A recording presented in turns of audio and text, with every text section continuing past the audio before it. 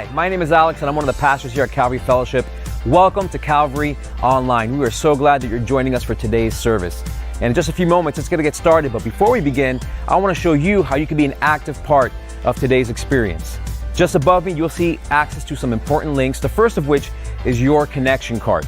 And whether you call Calvary home or this is your first time joining us, I invite you to fill out your connection card. And there's two reasons why we want you to do that. The first one is we want to stay connected with you. Okay, so let us know you are a part of today's service. The second is Calvary exists to help you take your next step with God. And on this connection card, you're going to have an opportunity to do just that. The link to our sermon notes is going to help you follow along with today's message. It includes all the Bible passages that we'll be going over, as well as the key points to remember. You're also going to see a link to give.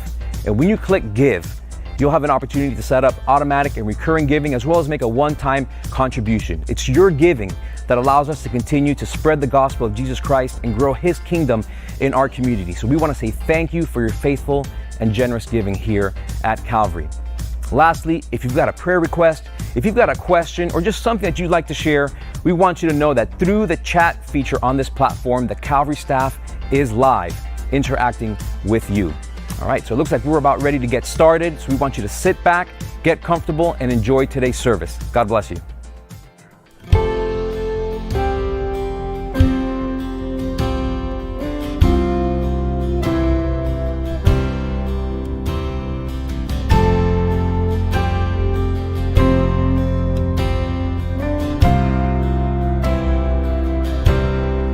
There is promise that points beyond my failure.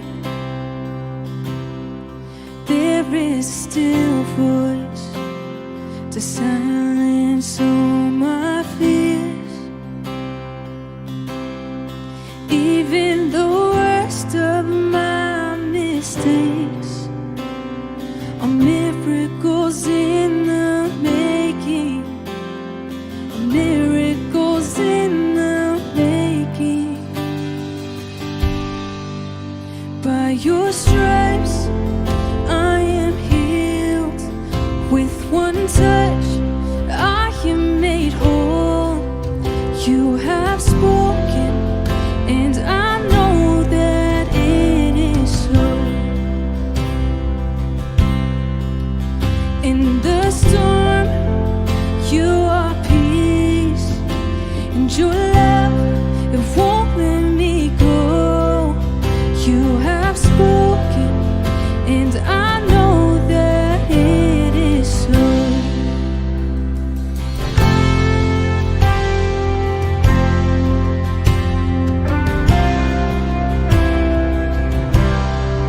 In every season, your purpose is unchanging.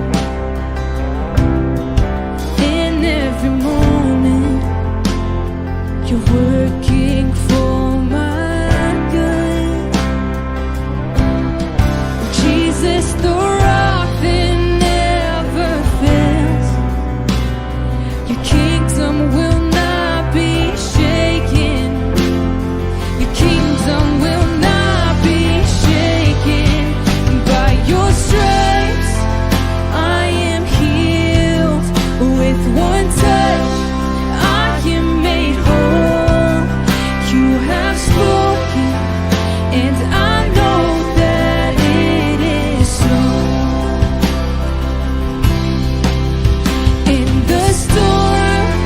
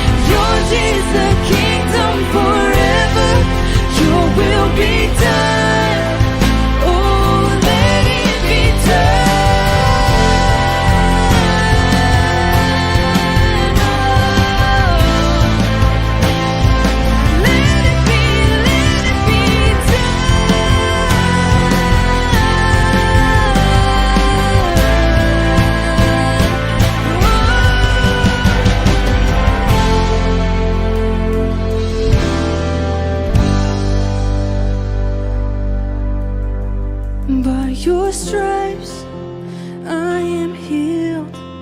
With one touch I am made whole. You have spoken, and I know that it is so. In the storm, you are peace, and your love, it won't let me go. You have spoken, and I know that it is so. You have spoken, and I know that it is so.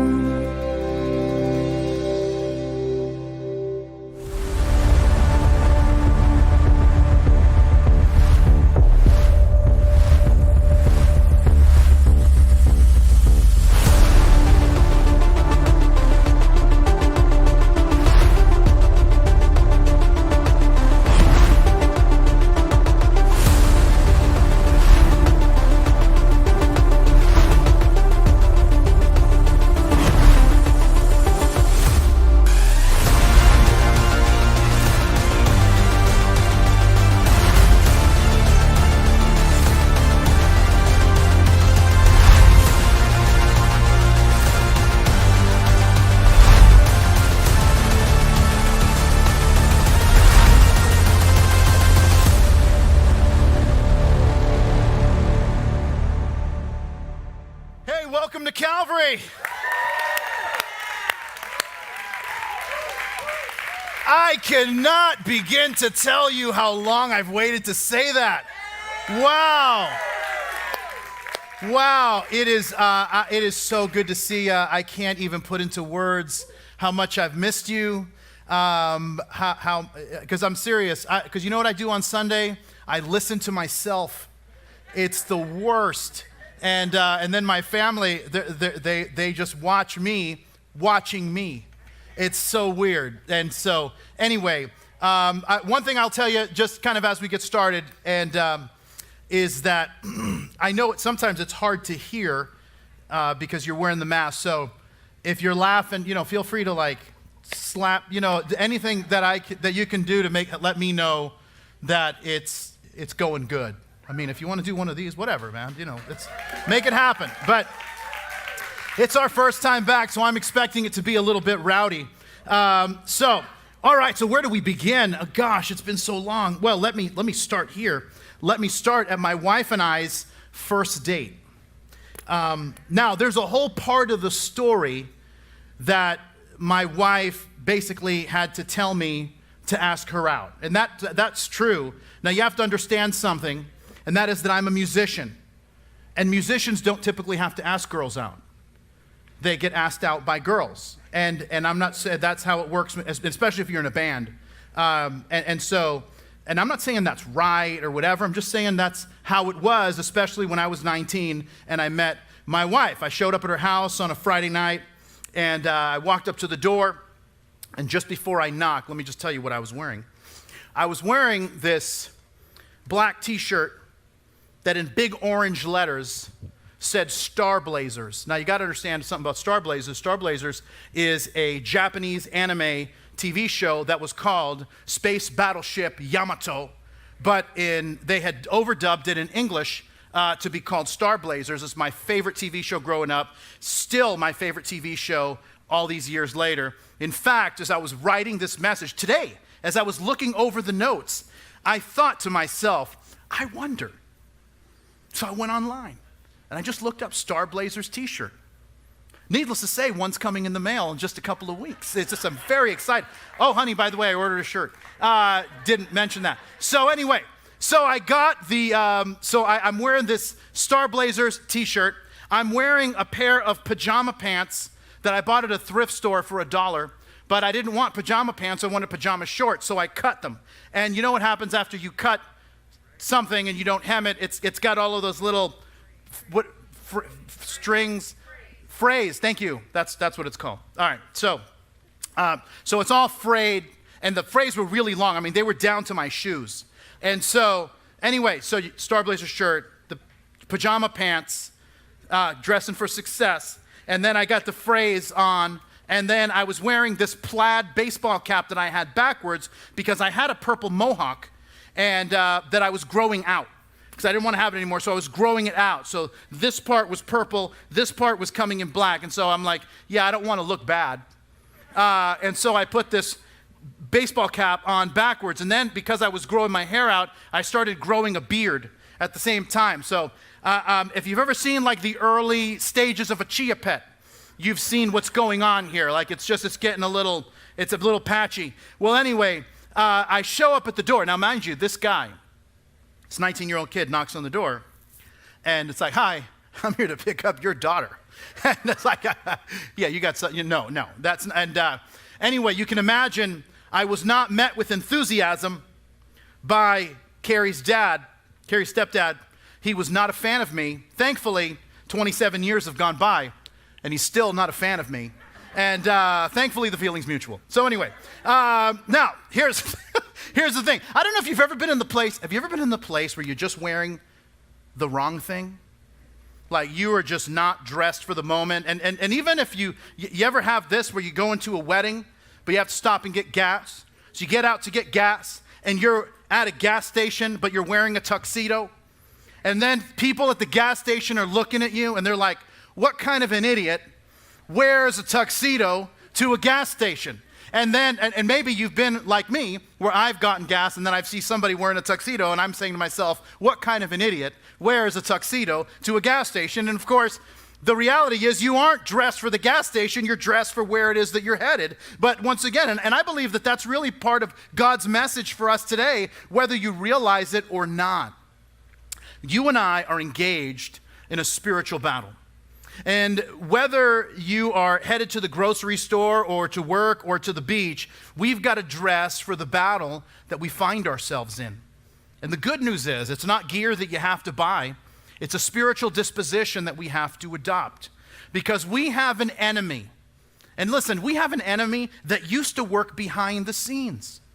But I don't know, I'm looking at 2020, and I'm just saying, like, the devil is like just putting his stamp of approval on all the crazy stuff going on right now between coronavirus, locusts. We talked about that a while back.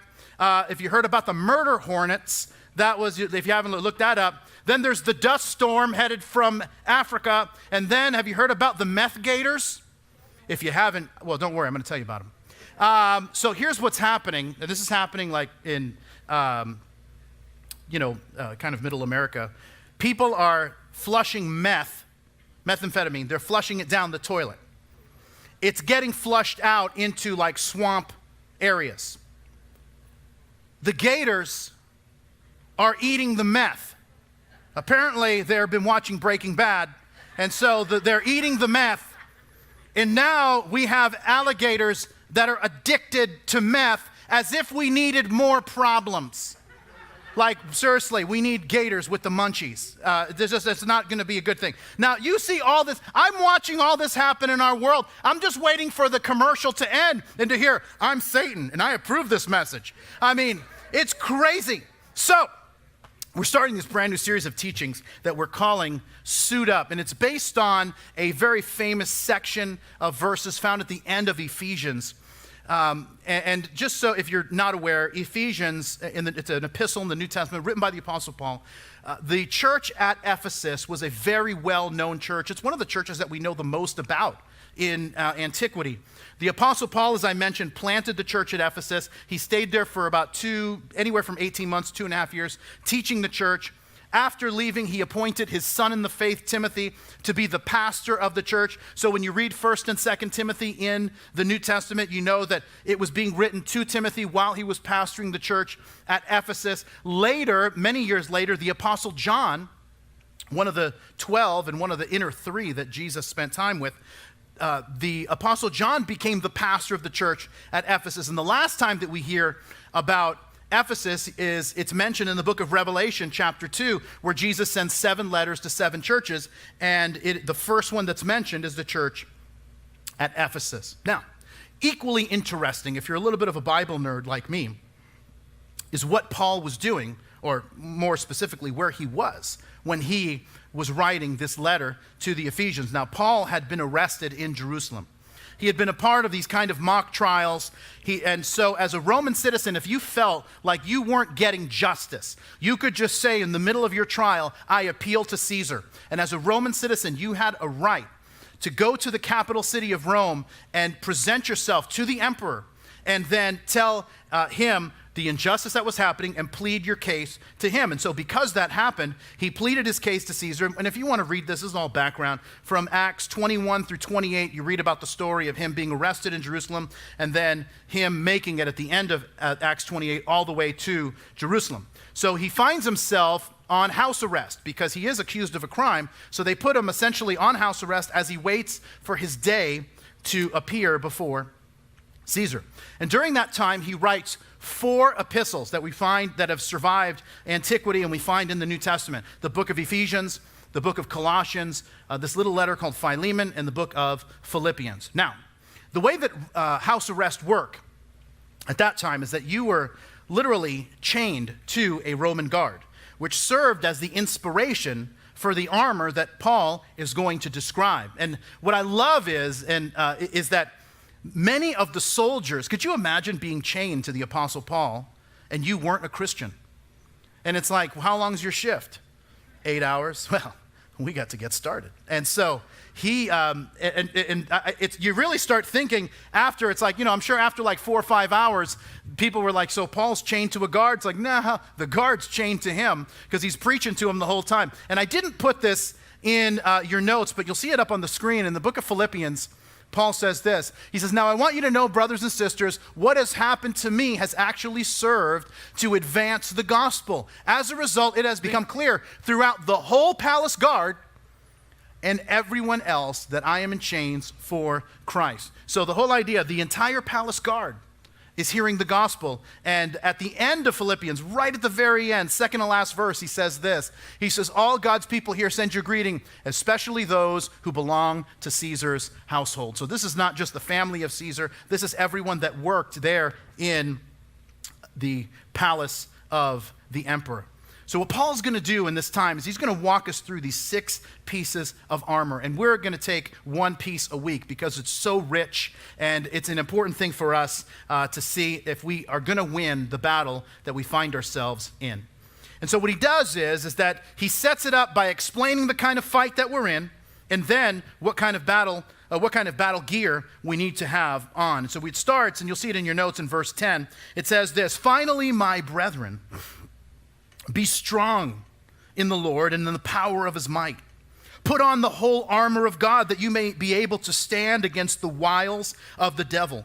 For we do not wrestle against flesh and blood, but against principalities, against powers, against the rulers of the darkness of this age, against spiritual hosts of wickedness in heavenly places.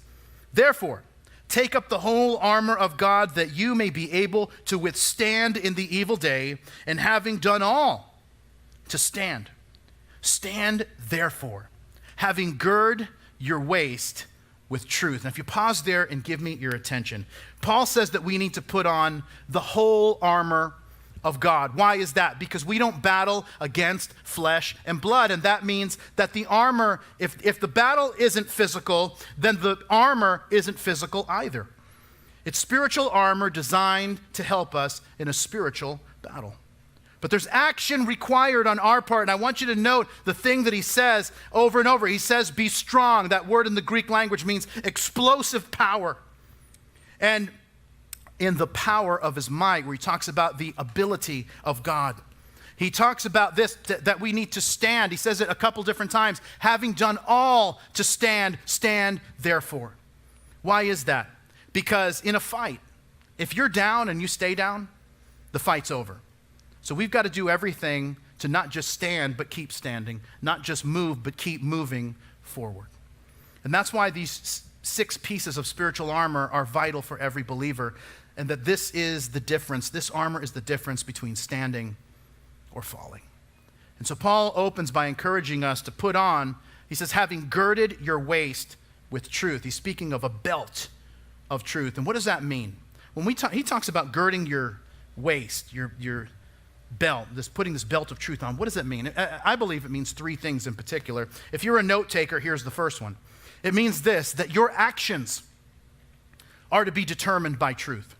Now, when he says, and I know that it's kind of weird language for us, when he says, having girded your waist with truth, you're like, well, what in the world does that mean? The idea of girding your waist, in another passage in the New Testament, it says, gird up your loins. I mean, what does that mean? That is a first century clothing choice. Now, here's what you got to understand about the Middle East. The Middle East is very warm for most of the year, and so in that culture, people wore long robes, not just for the sake of modesty, but also because it created a breeze, and which is good for keeping cool, not great if you want to be active.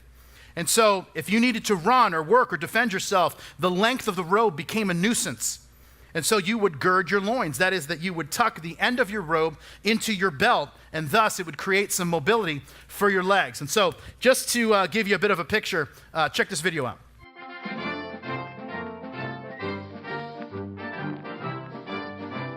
In ancient times in the Middle East, men traditionally wore a robe as part of their everyday attire. The robe is not to be confused with a dress or muumuu. It was a practical adaptation from a desire to appear modest and to keep cool in a warm climate. This everyday attire, however, did present some practical challenges.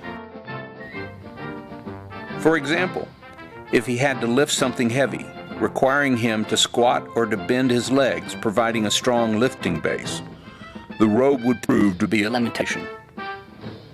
Or if he wanted to play a game involving running or kicking a ball, the robe would limit his range of motion. Or if he were attacked by a wild animal.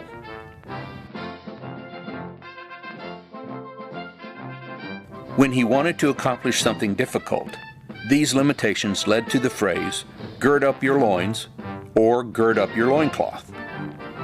First, a man would reach between his legs and grab the backside of his robe and pull it upward toward his waist.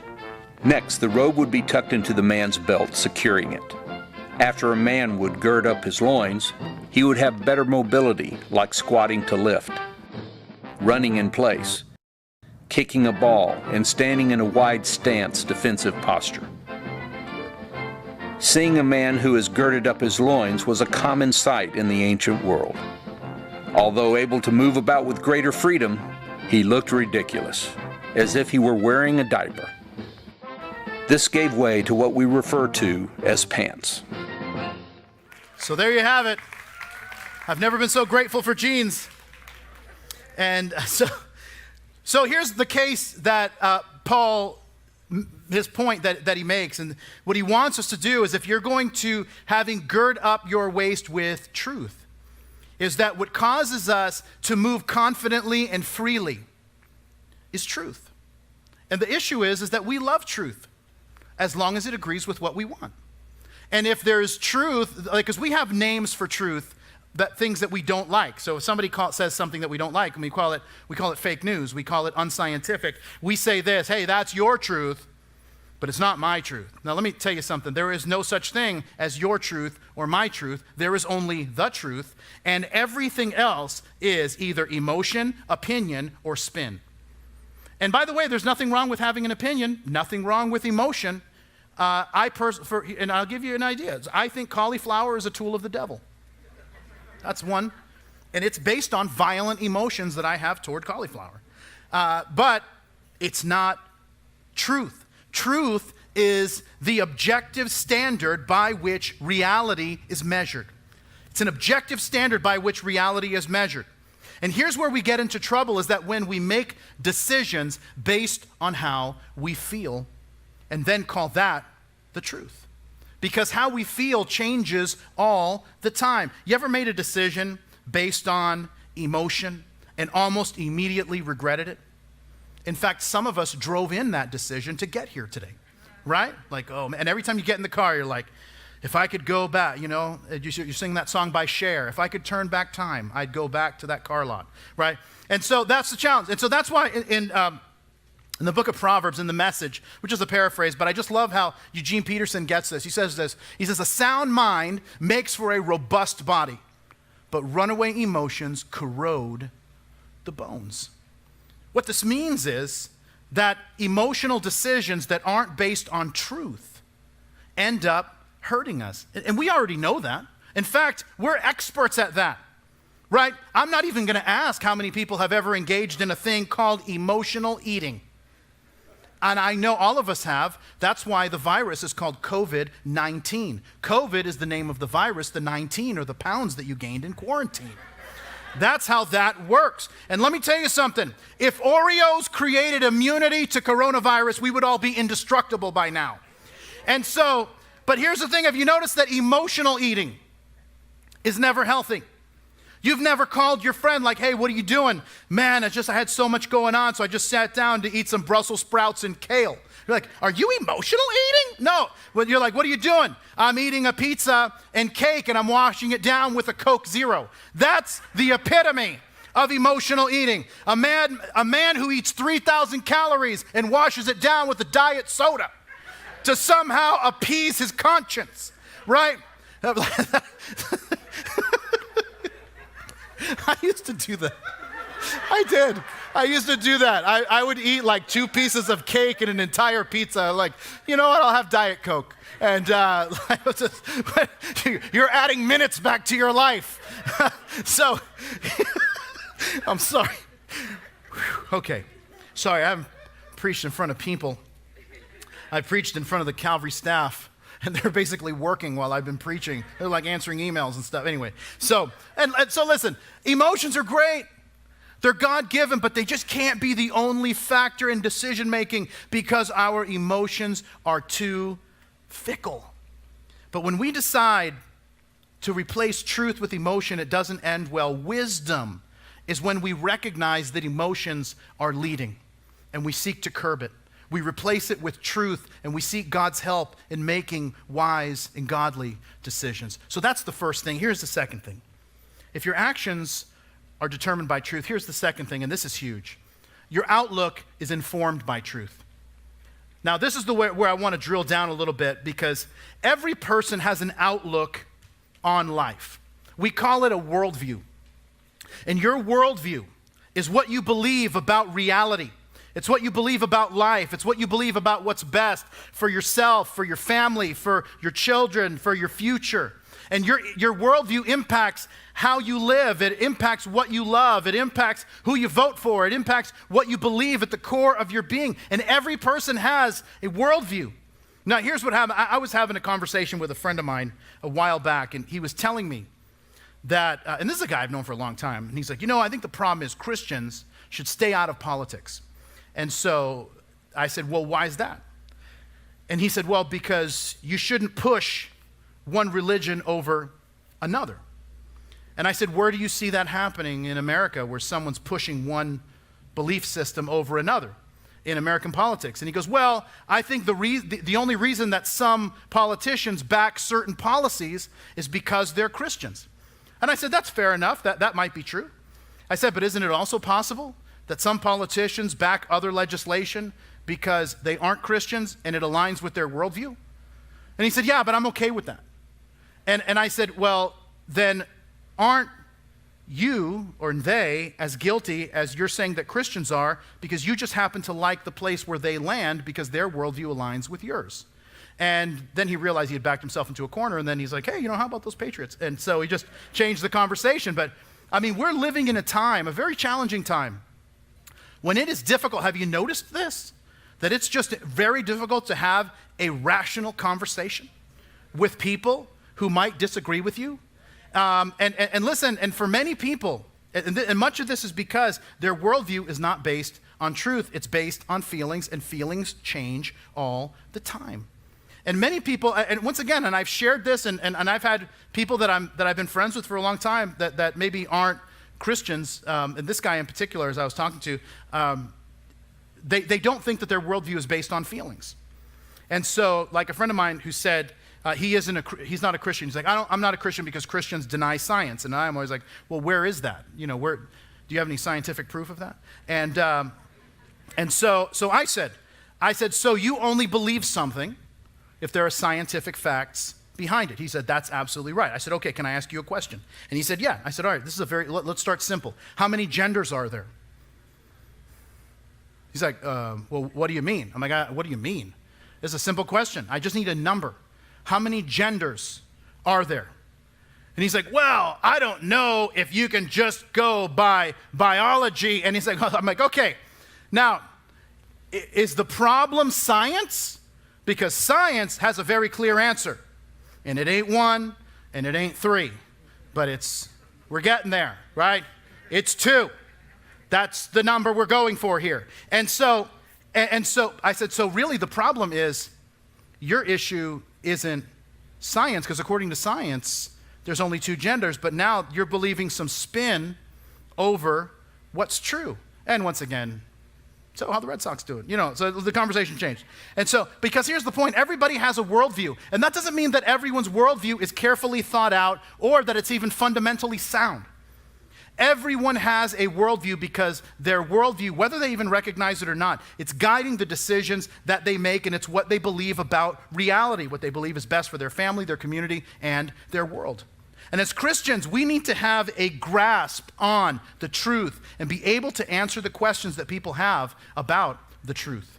In one of Jesus' disciples, Peter, probably the most famous disciple, when he wrote this letter, his first letter, he said it this way. He said, but in your hearts, revere Christ as Lord, and always be prepared to give an answer to everyone who asks you to give the reason for the hope that is in you. But do this with gentleness and respect.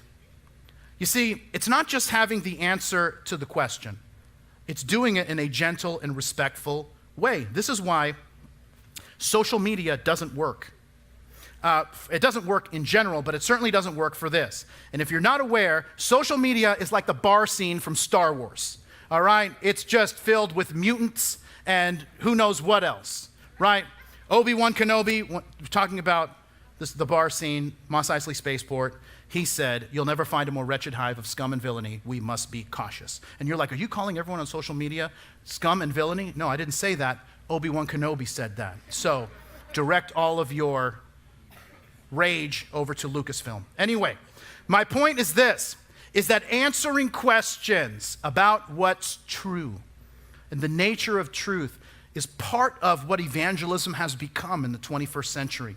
It's not just quoting Bible verses to people and expecting them to believe them. Unchurched people aren't biblically literate. They don't know anything about the Bible. We need to approach them where they are and start where they are, not essentially where we want them to be, and help them understand this important truth, that Christianity makes sense and that Christianity is the only worldview that holds up against scrutiny. Third thing I want to tell you about truth, and that is that your thoughts are transformed by truth. There's a couple things that I want to say here because I believe that of all people, Christians should be thinkers. You see, a lot of times people are under the impression that Christianity is a faith where you check your brain at the door. Just the opposite. If you read the Bible, you'll find, right, you got to love the Lord your God with all your heart, mind, soul, and strength. The idea is that you've got to engage your brain to worship God and follow him. You see, Christians should be thinkers, not just because we help people who are far from God follow Jesus. And that's big, but changing your thinking is part of how God changes you. Now, I want to drill down on this idea because I think it's so important, and sometimes as Christians we miss it. The Apostle Paul, later writing to the Romans, he says this. He says, and do not be conformed to this world, but be transformed by the renewing of your mind, that you may prove what is that good and acceptable and perfect will of God. If this world is trying to conform you into its way of thinking, into its worldview, then the only way to combat it is to allow God to transform the way that you think. And that word transformed is this Greek word metamorphomai. Metamorphomai is where we get our English word metamorphosis. Most of us want to change. We want to be transformed. And we believe that just asking God to do it will make it happen. When the reality is so often, and if you've been walking with God for any length of time, you probably know this to be the case, is that God, here's what he does. He transforms us by changing the way that we think, and that translates into different actions and different emotions. So how do you deal with things like anxiety and worry This belt of truth that we're talking about, that's how you deal with it.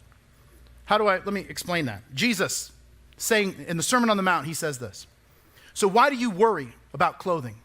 Consider the lilies of the field and how they grow. They neither toil nor spin. And yet I say to you that even Solomon in all of his glory was not arrayed like one of these. Look at these words for a minute. Why do you worry?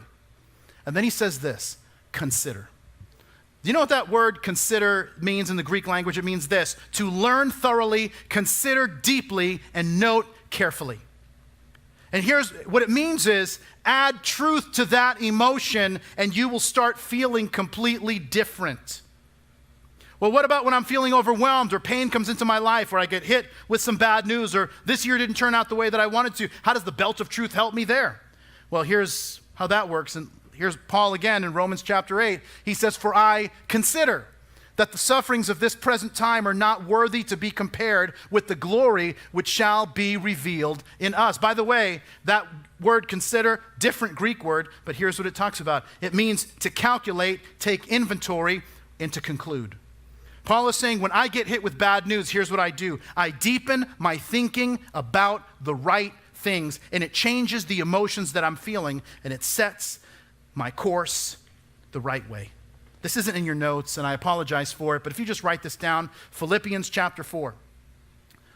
Around the same time that Paul was writing, when he was in prison, he said this at the end of Philippians. He said, finally, brethren, whatever things are true, whatever things are noble, whatever things are just, whatever things are pure, whatever things are lovely, whatever things are of good report, if there is any virtue, if there is anything praiseworthy, meditate on these things. And you know why this is important? Because of a principle that Jesus taught.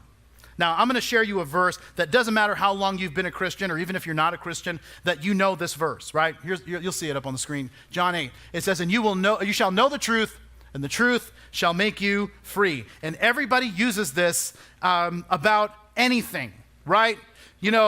What about, what ingredients are in these cupcakes? And then it has the ingredients, and now you know the truth. And the truth will make you free.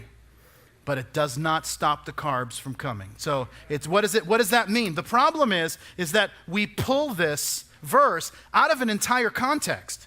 So let me read you the context and you'll kind of understand what Jesus is saying. Look what he says. It says, then Jesus said to those Jews who believed him, if you abide in my word, you are my disciples indeed, and you shall know the truth. And the truth shall make you free. And they answered him, we are Abraham's descendants. We've never been in bondage to anyone. How can you say you will be made free? And Jesus answered them, most assuredly I say to you, whoever commits sin is a slave of sin. And a slave does not abide in the house forever, but a son abides in the house forever. Therefore, if the Son makes you free, you shall be free indeed. I want you to understand something, that there's this group of people, the whole group that are following Jesus, and there's a group of people that believe him.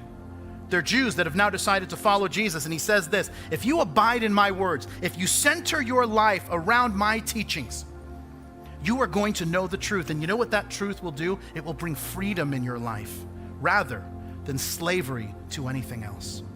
And then there's a group of people who don't believe, and they're like, no. What are you talking about being free? We've never been slaves to anyone. And I'm thinking to myself, as you read that, you're like, you forgot your own history. What about the 400 years that you were slaves in Egypt? What about when you were slaves when the Assyrians carried you away? What about when Babylon showed up in 586 BC and carried you away for 70 years? What about when Alexander the Great conquered the known world and you were enslaved to the Greeks? And then Alexander died and his kingdom was divided amongst his 4 generals. And for the next 100 years, they were conquered over and over, depending on which army of which general was doing better. And while they were speaking, saying that we've never been slaves, they were enslaved by Rome. That's why Jesus says, don't you get it? I'm not talking about political slavery. We're talking about slavery that happens whenever you find yourself serving something that demands everything and never delivers on what it promises. And he's saying this, that when you center your life around my teachings, Jesus says, you will know truth and you will be free from the sin, the addictions, the ideas, the destructive habits, and the runaway emotions that will enslave you. Even in your narrative, when you claim that you've never been a slave, you've been believing a lie, and that very lie has been enslaving you as well, because everyone is a servant to something. And so Jesus is offering us a truth that will set us free. Set us free from the false narratives that we create about ourselves, false ideas that we believe about ourselves. And when we shed these lies, when we shed these things that we think about ourselves, that we find ourselves even addicted to, and that have led us astray, we will find that His truth, the truths of the gospel, bring the thing that we've wanted the most, freedom. And it all begins with this piece of armor that isn't actually a piece of armor, right? No one has ever said, I'm so glad I was in that fight and I had a belt. But see, what this belt does is that it simply holds everything else together so that you can use now the other pieces of the armor that you need. Because that's what truth does. It holds us together. It keeps us on course. It keeps us moving and keeps us from getting sidetracked and keeps us from getting preoccupied with the wrong thing. It keeps us moving and it holds us together even when the world is falling apart. Let's pray together. And Lord, we want to thank you for that very reality, that we can wear this belt of truth, that the truth, when we center our lives around the teachings of your Son and serve you, that it'll bring us the thing that we've always sought, and that is to be free. And so, Lord, may you do that work.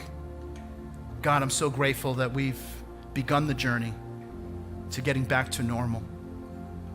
It's been a long road to get here, and we look forward to the steps that we're going to take together as we journey together as a family. And we're grateful for that. And we prayed in Jesus' name, and everybody said, Amen. Hey, so big announcement happening at Calvary. We are beginning the road to reopening. And so today at 2 p.m., you can actually RSVP to be part of our live recordings that are happening on Wednesday evening at 7:30. We're starting on July 1st. And so let me explain a little bit about what we're doing. We're still going to be continuing online on Sunday for a little while longer, but we're going to open up on Wednesday nights for people to be part of the recording of the message that most people are going to see on Sunday. So if you go to mycalvary.com, if you follow us at mycalvary on all of our social channels, you can be part of that and you can RSVP. Now you got to understand, it opens at 2 p.m. today, and it will be 2 p.m. every Sunday when the seats will open up for that particular Wednesday. So don't delay. And if you do RSVP, make sure that you're going to be there. And I can't wait to see you this upcoming Wednesday. God bless you.